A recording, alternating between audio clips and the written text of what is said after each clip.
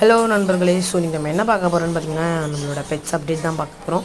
So alligator கரை வாங்கி விட்டுருப்போம், but அது அன்ஃபார்ச்சுனேட்லி இல்லை. ஸோ இந்த சீரீஸில் என்னென்ன பார்க்க போகிறோன்னு பார்த்தீங்கன்னா நம்ம பெட்ஸோட எல்லா அப்டேட்டுமே பார்ப்போம்.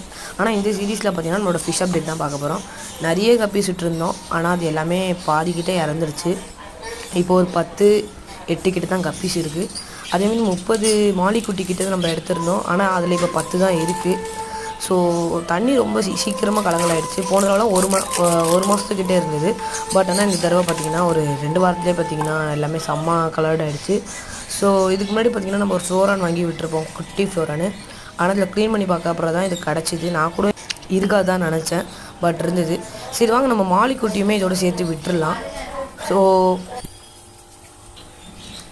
இது விட்டுடலாம்.